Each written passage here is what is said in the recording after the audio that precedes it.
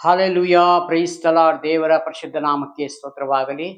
ಈ ರಾತ್ರಿ ವೇಳೆಯಲ್ಲಿ ಮತ್ತೊಂದು ಆವರ್ತಿ ನಮ್ಮನ್ನೆಲ್ಲ ತೆಗೆಸಿಕೊಂಡು ಕರ್ತನ ಕರಗಳಲ್ಲಿ ಒಪ್ಪಿಸಿಕೊಟ್ಟು ಒಂದು ಚಿಕ್ಕ ಪ್ರಾರ್ಥನೆ ಮಾಡಿ ಒಂದು ವಾಕ್ಯ ಭಾಗವನ್ನು ತೆಗೆದುಕೊಳ್ಳೋಣ. ಪ್ರೀತಿ ಸ್ವರೂಪನಾದ ದೇವರೇ, ಕರುಣೆಯುಳ್ಳ ರಾಜಾವೇ, ನಿಮಗೆ ಸ್ತೋತ್ರಪ್ಪ. ಯೇಸು ಸ್ವಾಮಿಯಪ್ಪ, ನಿಮಗೆ ಸ್ತೋತ್ರ. ಪವಿತ್ರಾತ್ಮರೇ, ನಿಮಗೆ ಸ್ತೋತ್ರ. ಈ ವಾಕ್ಯದೊಂದಿಗೆ ನೀವು ಮಾತನಾಡ್ರಿ ಸ್ವಾಮಿ, ನಾವು ಕೇಳುತ್ತೇವಪ್ಪ. ನಮ್ಮ ಸಕಲ ವಿಷಯದಲ್ಲೂ ನಮ್ಮ ಜೊತೆಯಲ್ಲಿದ್ದು ಸ್ವಾಮಿ, ಸತ್ಯತೆಯಲ್ಲಿ ನಡೆಸುವಂಥ ದೇವರು ನೀವು ಸ್ವಾಮಿ. ಪ್ರಾರ್ಥನೆ ಕೇಳಿದಕ್ಕಾಗಿ ನಿಮಗೆ ಕೋಟಿ ಕೋಟಿ ವಂದನೆ ಸ್ತೋತ್ರ ಸಲ್ಲಿಸುತ್ತಾ ನಮ್ಮ ಒಡೆಯನು ರಕ್ಷಕನೂ ಆಗಿರುವ ಯೇಸು ಸ್ವಾಮಿ ನಾಮದಲ್ಲಿ ಬೇಡಿಕೊಳ್ಳುತ್ತೇನೆ, ಪರಲೋಕದ ತಂದೆ.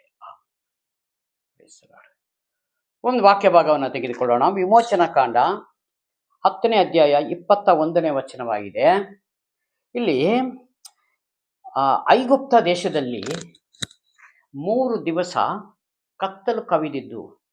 ಯಾಕೆಂದ್ರೆ ಫರೋಹನನಿಗೋಸ್ಕರನೇ. ಫರೋಹನ ನಮ್ಮ ದೇವರು, ನಾನು ಸೃಷ್ಟಿ ಮಾಡಿದ ದೇವರು ಅಂದರೆ ಅರ್ಥ ವಿಗ್ರಹಗಳನ್ನು ಇಟ್ಟುಕೊಂಡು ಅದು ಬಹಳ ದೊಡ್ಡ ದೇವರು ಎಂಬುದಾಗಿ ಫರೋಹನ ಹೇಳುವಂಥ ದಿನಗಳಲ್ಲಿ ದೇವರು ಆ ದೇಶದಲ್ಲೆಲ್ಲ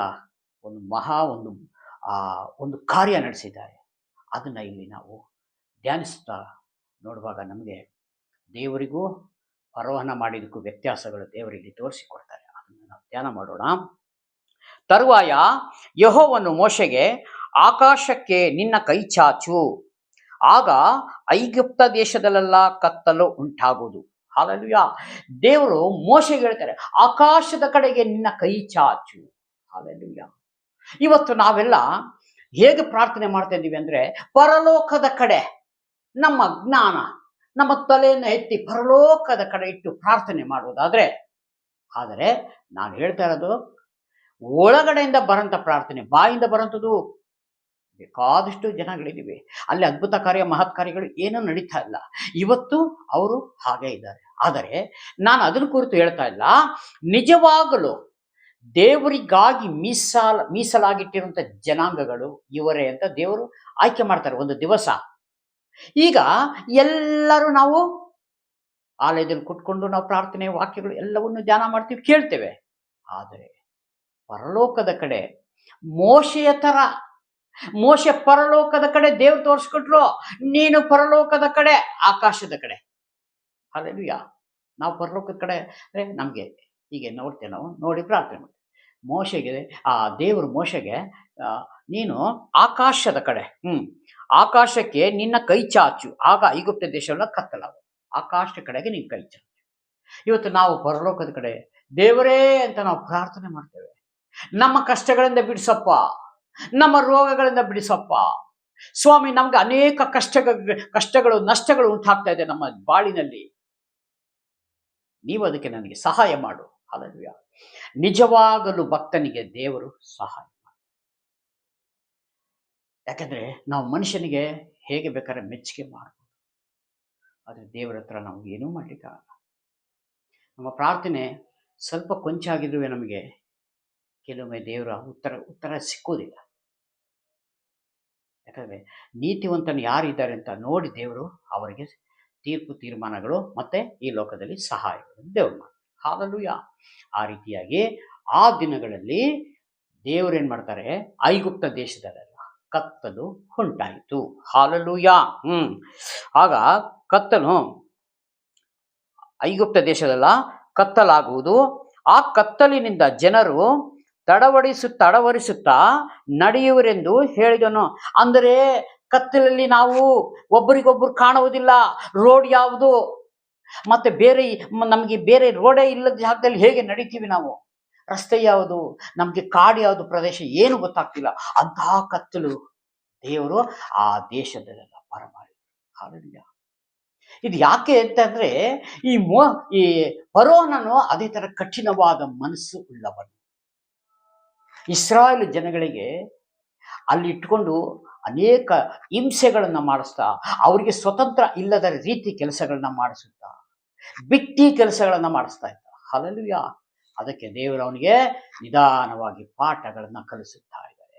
ಇವತ್ತು ದೇವರಿಗೆ ವಿರೋಧವಾಗಿ ನಾವು ಯಾರಾದ್ರೂ ಕಾರ್ಯಗಳು ಮಾಡುವುದಾದ್ರೆ ದೇವರು ನಮ್ಮನ್ನು ಅದೇ ರೀತಿ ಶಿಕ್ಷಿಸ್ತಾರೆ. ಆದರೆ ನಾವು ಬೇಗ ಮನಮರಗಿ ತಿರುಗಿ ಬಿಟ್ರೆ ದೇವರು ನಮ್ಮನ್ನು ಕ್ಷಮಿಸ್ತಾರೆ. ಇದು ದೇವರಿಂದ ಬಂದದಲ್ಲ, ಇದೇನೋ ಹಂಗಾಯ್ತು ಹಿಂಗಾಯ್ತು ಆ ಥರ ಬೇರೆ ಥರ ಆಯ್ತು ಅಂತ ಅಂದುಕೊಂಡು ನಾವು ಹೋಗುವುದಾದರೆ ಮೇಲೆ ಮೇಲೆ ಉಪದ್ರಗಳ ಮೇಲೆ ಉಪದ್ರ, ನಮಗೆ ಸಹಿಸಕ್ಕಾಗುವುದಿಲ್ಲ. ಆ ರೀತಿ ಕಷ್ಟಗಳು ಬರ್ಬೋದು. ಅದಕ್ಕಾಗಿ ನಾವು ಅವಕಾಶ ಕೊಡದೆ ನಾವು ದೇವರ ಒಳಗಡೆ ಬಂದುಬಿಟ್ವಲ್ಲ, ಎಂದಿಗೂ ನಾವು ಹಿಂದಿರುಗಬಾರದು. ದೇವರು 2 ಪೇತ್ರದಲ್ಲಿ ಬರೆಯಲ್ಪಟ್ಟಿದೆ, ನೀವು ದೇವರೊಳಗೆ ಬಂದ ಮೇಲೆ ಲೋಕವನ್ನು ಅನುಸರಿಸಿ ನಡೆಯುವುದಾದರೆ, ನಿಮಗಲ್ಲಿ ವಾಕ್ಯ ಇದೆ. ಆದರೆ ಅಲ್ಲಿ ಹೇಳ್ತದೆ, ನೀನು ನೀತಿ ಮಾರ್ಗ ಬಿಡು, ನೀನು ನೀತಿ ಮಾರ್ಗ ಅನುಸರಿಸಿ ಹಿಂಜಾರಿ ಹೋದರೆ ಮೊದಲಿಗಿಂತ ನಿನ್ನ ಕಡೆಗಾಲ ಭಾರಿ ಕಠಿಣ. ಆದರೆ ಅಲ್ಲಿ ವಾಕ್ಯ ಓದುವಾಗ ನಮ್ಗೆ ಗೊತ್ತಾಗ್ತದೆ, ಕಠಿಣವಾದ ಸ್ಥಿತಿ ಪರಿಸ್ಥಿತಿ ಬರ್ತವೆ. ಅದಕ್ಕಾಗಿ ಅದಕ್ಕೆ ನಾವು ಅವಕಾಶಗಳನ್ನು ಕೊಡಬಾರದು. ವಾಕ್ಯ ಗೊತ್ತಿದೆ, ದೇವ್ರು ಯಾರು ಗೊತ್ತು, ಪರಲೋಕ ಗೊತ್ತಾಗ್ತಾ ಇದೆ, ನರಕ ಗೊತ್ತಾಗ್ತಾ ಇದೆ, ಅಗ್ನಿ ಗಂಧಕ ಕೆರೆ ಏನು ಮಾಡ್ತದೆ ಎಂಬುದಾಗಿ ಎಲ್ಲರಿಗೂ ಈ ವಾಕ್ಯವನ್ನು ಧ್ಯಾನ ಮಾಡುವುದರ ಪ್ರತಿಯೊಬ್ಬರಿಗೆ ಗೊತ್ತು, ನನ್ನನ್ನು ಸೇರಿ.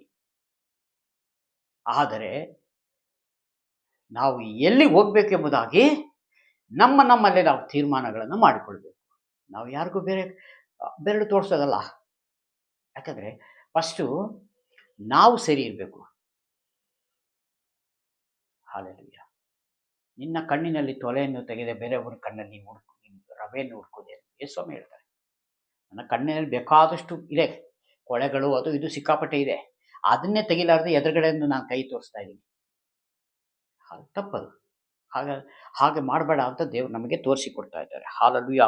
ಹಾಗೂ ತಡವಿಸ್ತಾ ನಡೆಯುವರು ಹೇಳಿದರು, ಮೋಶೆ ಆಕಾಶಕ್ಕೆ ಕೈ ಚಾಚಿದಾಗ ಐಗುಪ್ತ ದೇಶದೆಲ್ಲ 3 ದಿವಸ ಕತ್ತಲು ಮುಚ್ಚಿಕೊಂಡಿತು. 3 ದಿವಸ, 1 ದಿವಸ ಅಲ್ಲ, 2 ದಿವಸ ಅಲ್ಲ, 3 ದಿವಸ ಫುಲ್ ಕತ್ತಲು. ಆ ಕತ್ತಲು ಇವತ್ತು ನಾವು ಪ್ರಾರ್ಥನೆ ಮಾಡಿದ್ರೆ ಆಗ್ತದ? ಇಲ್ಲ.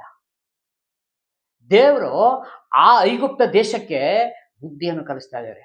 ನಾನು ಯಾರು ಎಂಬುದಾಗಿ ನಿಮಗೆ ತೋರಿಸ್ತಾ ಇದ್ದೀನಿ ಅಂತ. ಹಾಲೆಲೂಯಾ. ಹಾಗಾಗಿ ಇವತ್ತು ನಾವು ಅದೇ ದೇವರನ್ನ ಆರಾಧನೆ ಮಾಡ್ತಾ ಇದ್ದೇವೆ, ಅದೇ ಸ್ವಾಮಿನನ್ನು ಸ್ತುತಿ ಮಾಡ್ತಾ ಇದ್ದೇವೆ. ನಾವು ಹೇಗೆ ಜೀವಿಸಬೇಕೆಂಬುದಾಗಿ ನಮ್ಮನ್ನು ನಾವೇ ಪರೀಕ್ಷೆ ಮಾಡಿಕೊಂಡು ತಿಳಿದುಕೊಳ್ಳಬೇಕು. ಹಾಲೆಲೂಯಾ. ಹಾಗೆ ಕತ್ತಲು ಮುಚ್ಚಿಕೊಂಡಿತ್ತು, 3 ದಿವಸ ಒಬ್ಬರಿಗೊಬ್ಬರು ಕಾಣಿಸ್ಲೇ ಇಲ್ಲ. ಯಾರು ಎದುರುಗಡೆ ಬಂದ್ರು ಒಬ್ರಿಗೊಬ್ರು ಕಾಣಿಸ್ತಾ ಇಲ್ಲ, ಅಷ್ಟು ಕತ್ತಲಿತ್ತು ಆ ದೇಶವಲ್ಲ. ಹಾಲೆಲೂಯಾ. ಒಂದು ಊರಲ್ಲ, ಒಂದು ಏರಿಯಾ ಅಲ್ಲ, ಆ ಐಗುಪ್ತ ದೇಶವಲ್ಲ. ಹಾಲೆಲೂಯಾ. ನೋಡಿ, ಐಗುಪ್ತ ದೇಶ ಎಷ್ಟು ದೊಡ್ಡದೆಯೋ ನನಗೆ ಗೊತ್ತಿಲ್ಲ, ಅದು ನಾನು ಧ್ಯಾನ ಮಾಡಲಿಲ್ಲ. ಆದರೆ ಆ ದೇಶ ಅಂದಮೇಲೆ ನಾವು ಯೋಚನೆ ಮಾಡಬೇಕು, ಎಷ್ಟು ದೊಡ್ಡ ದೇಶ ಇದೆ. ಒಂದು ಮಾತಿನ ಮೇಲೆ ಮೋಶೆ ಆಕಾಶದ ಕಡೆಗೆ ಕೈ ಇಟ್ಟಾಗ ಆ ಇಡೀ ದೇಶವೆಲ್ಲ ಕತ್ತಲಾಯಿತು. ಹಾಲೆಲೂಯಾ. ಎಷ್ಟು ಕಷ್ಟ ಆಗಿರ್ಬೋದು ಅವಾಗ. ಬೆಳಕೇ ಇಲ್ಲ ಅಂದಮೇಲೆ ದೇವರು ನಮ್ಮನ್ನು ಎಲ್ಲಿಗೆ ಕರೆದಿದ್ದಾರೆ? ಬೆಳಕಿನ ರಾಜ್ಯಕ್ಕೆ ಕರೆದಿದ್ದಾರೆ. ಪ್ರಿಯನಾದ ಸಹೋದರ ಸಹೋದರಿಯರೇ, ಹಾಲೆಲೂಯಾ, ಸ್ತೋತ್ರ. ಆ ಬೆಳಕಿನ ರಾಜ್ಯಕ್ಕೆ ದೇವರು ಕರೀತಾರೆ. ಕತ್ತಲೆಯಲ್ಲಿ ಇರಬೇಡ. ಕತ್ತಲೆಯಲ್ಲಿ, ಅಂಥ ಕತ್ತಲೆಯಲ್ಲಿ ಒಬ್ಬರಿಗೊಬ್ಬರು ಎದುರುಗಡೆ ಮುಖಾಮುಖಿ ಬಂದ್ರೆ ಕಾಣುವುದೇ ಇಲ್ಲ. ಅಂಥ ಕತ್ತಲೆಯಲ್ಲಿ ಇರಕ್ಕೆ ನೀವು ಇಷ್ಟಪಡ್ತೀರಾ? ಯಾರು ಇಷ್ಟಪಡಲ್ಲ. ಅದಕ್ಕೆ ಇಂಥ ಕತ್ತಲೆಲ್ಲ ನಿಮ್ಮನ್ನು ನಾನು ಬೆಳಕಿನ ರಾಜ್ಯಕ್ಕೆ ಕರೀತಾ ಇದ್ದೇನೆ. ಬನ್ರಿ ಪ್ರಿಯನಾದ ಸಹೋದರ ಸಹೋದರಿಯರೇ, ಬನ್ನಿ ಅಂತ ದೇವರು ಕರೀತಾ ಇದ್ದಾರೆ. ಹಾಲೆಲೂಯಾ. ಇದಕ್ಕೆ ನಮಗೆ ಎಷ್ಟೋ ಜನಕ್ಕೆ ಕಷ್ಟ ಆಗ್ತದೆ. ಇಲ್ಲಿ ಸಹಿಸ್ಕೋಬೇಕು, ತಾಳ್ಕೋಬೇಕು, ಅತಿಥಿ ಸತ್ಕಾರಗಳನ್ನ ಮಾಡಬೇಕು. ನಮ್ಮ ಹತ್ರ 50 ರೂಪಾಯಿ ಇದ್ರೆ 20 ರೂಪಾಯಿ ಸಹಾಯ ಮಾಡಬೇಕು. ಯೇಸು ಸ್ವಾಮಿ ಮಾದರಿ ಜೀವಿತ ಈ ಭೂಮಿ ಮೇಲೆ ಸ್ವಲ್ಪ ಕಷ್ಟ ಆಗ್ತದೆ. ಹಾಲೆಲೂಯಾ. ಆದರೆ ನಮಗೆ ಪರಲೋಕ ಮಾತ್ರ ಬೇಕೇ ಬೇಕು. ಹಾಲೆಲೂಯಾ. ಹೇಗೆ ಆಗ್ತದೆ? ಮನುಷ್ಯನೇ ಒಪ್ಪಿಕೊಳ್ತಾ ಇಲ್ಲ. ಪರಲೋಕದ ದೇವರು ಹೇಗೆ ಒಪ್ಪಿಕೊಳ್ಳುತ್ತಾರೆ? ಹಾಲೆಲೂಯಾ. ಸಾಧ್ಯವಾ? ಎಂದು ಸಾಧ್ಯ ಇಲ್ಲ. ಅದಕ್ಕಾಗಿ ಇಲ್ಲಿ ಕಾರ್ಗತ್ತಲು ಕವಿದು ಮುಚ್ಚಿಕೊಂಡಿತು, 3 ದಿವಸ ಒಬ್ಬರಿಗೊಬ್ಬರು ಕಾಣಿಸಿಲ್ಲ. ಯಾವನಿರುವ ಸ್ಥಳದಿಂದಲೂ ಏನೂ ಕಾಣಿಸಿಲ್ಲ. ನೋಡಿ, ಯಾವನಿರುವಾತ ಸ್ಥಳವು ಅಂದ್ರೆ ಒಬ್ಬರಿಗೊಬ್ರು ಸ್ಥಳ ಇರುವುದು, ಆ ಸ್ಥಳವೇ ಕಾಣ್ತಾ ಇಲ್ಲ. ನಾನು ಅಲ್ಲಿ ಕೂತ್ಕೊಂಡಿದ್ದೀನಿ, ಆ ಸ್ಥಳ ಕಾಣ್ತಾ ಇಲ್ಲ. ಒಬ್ರು ನಿಂತ್ಕೊಂಡಿದ್ದಾರೆ, ಅದು ಕಾಣ್ತಾ, ಅಷ್ಟು ಕತ್ತಲು. ಅಂತ ಕತ್ತಲು ಇವತ್ತರೆಗೂ ನಾನು ನೋಡ್ಲಿಲ್ಲ. ಆದ್ರೆ ಕತ್ತಲು ಉಂಟು ನಿಜ, ಅಟ್ಲೀಸ್ಟ್ ಒಂದು ಸ್ವಲ್ಪ ಹೊತ್ತು ಹೋಗಿದ್ರೆ ಒಬ್ರಿಗೊಬ್ರು ಕಾಣ್ತೀವಿ ಸ್ವಲ್ಪ ದೂರ ಆದರೂ. ಆದರೆ ಅಲ್ಲಿ ನೀವು ಮುಖಾಮುಖಿ ಎದುರುಗಡೆ ಬಂದರೂ ಕಾಣಲಿಲ್ಲ, ಅಷ್ಟು ಕತ್ತಲು. ಹಾಲೆಲೂಯಾ. ಆದರೆ ಇಸ್ರಾಯೇಲರು ವಾಸಿಸಿದ ಸ್ಥಳವು ಬೆಳಕು ಇತ್ತು. ಹಾಲೆಲೂಯಾ. ನೋಡಿ, ಇಸ್ರಾಯೇಲರ ಜನಾಂಗಗಳು ಅಂದರೆ ಐಗುಪ್ತ ದೇಶದಲ್ಲಿ ಕತ್ತಲು ಕವಿದಿದ್ದು, ದೇವರಿಗೆ ಇಷ್ಟ ಇರುವಂತ ಜನಾಂಗಗಳು ಆ ಮಧ್ಯದಲ್ಲಿ ಬೆಳಕಿತ್ತು. ಹೇಗೆ ಸಾಧ್ಯ? ಮನುಷ್ಯನಿಂದ ಸಾಧ್ಯವೋ? ಹಾಲೆಲೂಯಾ. ನಾನು ಒಂದು ಲೈಟ್ ಹಾಕಿದ್ರೆ ಇಡೀ ರೂಮ್ ತುಂಬಾ ಲೈಟ್ ಬರ್ತದೆ, ಪಕ್ಕದ ರೂಮಿಗೂ ಬೆಳಕು ಆವರಿಸ್ತದೆ. ಆದರೆ ಆ ಐಗುಪ್ತ ದೇಶದಲ್ಲಿ ಅವರಿಗೆ ಕತ್ತಲು, ದೇವರ ಜನಾಂಗಗಳಿಗೆ ಬೆಳಕು. ಹಾಲೆಲೂಯಾ. ಎಂತ ಮಹತ್ ಕಾರ್ಯ, ಎಂತ ಅದ್ಭುತ ಕಾರ್ಯಗಳನ್ನ ದೇವರು ನಡೆಸಿರುವುದು. ಹಾಲೆಲೂಯಾ. ಇದು ಕೇಳುವಾಗಲೇ ಅಷ್ಟು ಸಂತೋಷ ಆಗ್ತದೆ. ದೇವರೇ, ನೀ ಎಂತ ಮಹತ್ ಕಾರ್ಯಗಳು, ಎಂತ ಅದ್ಭುತ ಕಾರ್ಯಗಳು ನಡೆಸಿದ್ಯಪ್ಪ ಸ್ವಾಮಿ, ನಿಮಗೆ ಸ್ತೋತ್ರಪ್ಪ. ಹಾಲೆಲೂಯಾ. ಇದನ್ನ ಧ್ಯಾನ ಮಾಡಕ್ಕೆ ನಮಗೆ ಕೊಟ್ಟಿದ್ದೆಲ್ಲ ಕೃಪೆ ದೇವರೇ, ಅದಕ್ಕೆ ನಾನು ಏನು ಮಾಡಲಿ ಸ್ವಾಮಿ ಎಂಬುದಾಗಿ ಪ್ರತಿಯೊಬ್ಬರು ಕೇಳಬೇಕು. ನನ್ನನ್ನು ಸ್ವಾಮಿ ವಾಕ್ಯದಲ್ಲಿ ಬರಮಾಡಿದ್ದಿ, ನಿನ್ನ ಚೌಕಟ್ಟಿನೊಳಗೆ ನಮ್ಮನ್ನು ಸೇರಿಸಿಕೊಂಡಿದ್ದಿ ಸ್ವಾಮಿ. ನನ್ನಿಂದ ಏನಾಗಬೇಕು ದೇವರೇ ಅಂತ ಯಾರಾದರೂ ಒಬ್ರು ಕೇಳಿದಿರೋ? ವಾಕ್ಯವನ್ನು ಕೇಳ್ತೀರಿ, ಪ್ರಾರ್ಥನೆ ಮಾಡ್ತೀರಿ, ಕಾಣಿಕೆ ಕೊಡ್ತೀರಿ, ಬರ್ತೀವಿ. ದೇವರ ಹತ್ರ ಕೇಳಿದಿರಾ, ಸ್ವಾಮಿ ನೀವು ಈ ಲೋಕದಲ್ಲಿ ಎಷ್ಟೋ ಕೋಟಿ ಕೋಟಿ ಜನಾಂಗಗಳ ಮಧ್ಯದಲ್ಲಿ ನನ್ನನ್ನು ಕರೆದಿದ್ದೀರ ಸ್ವಾಮಿ, ದೇವರೇ ನಾನು ಏನು ಮಾಡಬೇಕು ಸ್ವಾಮಿ ಎಂಬುದಾಗಿ ಯಾರಾದರೂ ಕೇಳಿದ್ರು? ಹಾಲೆಲೂಯಾ. ನಾನು ಕೇಳಿದಕ್ಕೆ ದೇವರು ನನಗೊಂದು ಸಣ್ಣ ಸೇವೆಯನ್ನು ಕೊಟ್ಟರು. ಆ ಸೇವೆಯನ್ನು ನಿಮ್ಮ ಮುಂದೆ ನಿಂತುಕೊಂಡು ಮಾಡ್ತಾ ಇದ್ದೀನಿ. ನನಗೆ ಯಾವ ಸಂದೇಶವೂ ಬರುವುದಿಲ್ಲ, ಪ್ರಾರ್ಥನೆಯೊಟ್ಟಿಗೆ ಬರುವುದಿಲ್ಲ. ಆದರೆ ನಾನು ಕರ್ತನ ಕರಗಳಲ್ಲಿ ಒಪ್ಪಿಸಿಕೊಟ್ಟಾಗ ದೇವರೇ ನನಗೆ ನಡೆಸುವಂಥವ್ರ ದೇವರಾಗಿದ್ದಾರೆ, ಪವಿತ್ರಾತ್ಮರೇ ನಡೆಸುವಂಥವರಾಗಿದ್ದಾರೆ. ಹಾಗಾಗಿ ಪ್ರತಿಯೊಬ್ಬರಿಗೂ ದೇವರು ಸಹಾಯಗಳನ್ನು ಮಾಡುವಂಥವರಾಗಿದ್ದಾರೆ. ದೇವರು ಎಂದಿಗೂ ಪಕ್ಷಪಾತಿ ಅಲ್ಲ, ಎರಡು ಮಾತಿನವನು ಅಲ್ಲ. ಒಂದೇ ದೇವರು, ಒಂದೇ ಮಾತು. ಆದಿಯು ನಾನೇ, ಅಂತ್ಯವು ನಾನೇ, ಯುಗದ ಸಮಾಪ್ತಿವರೆಗೂ ಎಲ್ಲ ಸಂಗಡ ಎಲ್ಲ ದಿವಸ ನಿಮ್ಮ ಸಂಗಡ ಇರುತ್ತೇನೆ, ಎಲ್ಲ ದಿವಸ ನಿಮ್ಮ ಸಂಗಡ ಇರುತ್ತೇನಲ್ಲ ಅಂತ ದೇವರು ನಮ್ಮನ್ನ ವಾಕ್ಯದ ಮುಖಾಂತರ ಹೇಳಿದ್ದಾರೆ. ಅದಕ್ಕೆ ನಾವು ಹೇಗೆ ಧ್ಯಾನ ಮಾಡಬೇಕು, ಹೇಗೆ ಜೀವಿಸಬೇಕೆಂಬುದಾಗಿ ನಮ್ಮನ್ನು ನಾವು ಪರೀಕ್ಷೆ ಮಾಡಿಕೊಂಡು ಮುಂದಿನ ದಿನಮಾನಗಳಲ್ಲಿ ಹೆಚ್ಚಾಗಿ ದೇವರಿಗೆ ಒಳಗಾಗಿ ಅವರಿಗೋಸ್ಕರ ನಾವು ಜೀವಿಸುವಂತೆ ಈ ಭೂಮಿ ಮೇಲೆ ನಾವು ಮಾದರಿಯಾಗಿ ತೋರಿಸ್ಕೊಡೋಣ. ಚಿಕ್ಕ ಪ್ರಾರ್ಥನೆ ಮಾಡಿ ಮುಕ್ತಾಯ ಮಾಡಿಕೊಳ್ಳೋಣ. ಪ್ರೀತಿ ಸ್ವರೂಪನಾದ ದೇವರೇ, ಕರುಣೆಯುಳ್ಳ ರಾಜಾವೇ, ನಿಮಗೆ ಸ್ತೋತ್ರಪ್ಪ. ಈ ವಾಕ್ಯದೊಂದಿಗೆ ನೀವು ಮಾತನಾಡೋಕ್ಕಾಗಿ ಸ್ತೋತ್ರ. ಪವಿತ್ರಾತ್ಮರೇ, ನಿಮಗೆ ಸ್ತೋತ್ರ. ವಿಡಿಯೋ ಮುಖಾಂತರ ನೋಡುವಂಥ ಪ್ರತಿಯೊಂದು ಕುಟುಂಬಗಳಿಗೆ ಸ್ವಾಮಿ ಸಹಾಯ ಮಾಡು. ಪ್ರಾರ್ಥನೆ ಕೇಳಿದಕ್ಕಾಗಿ ಸ್ತೋತ್ರಪ್ಪ. ಯೇಸು ಸ್ವಾಮಿ ನಾಮದಲ್ಲಿ ಬೇಡಿಕೊಳ್ಳುತ್ತೇನೆ, ಜೀವವುಳ್ಳ ಪರಲೋಕದ ತಂದೆ, amen. Praise the Lord. God bless you. ದೇವರೆಲ್ಲರನ್ನು ಆಶೀರ್ವಾದ ಮಾಡಲಿ. ಆಮೆನ್.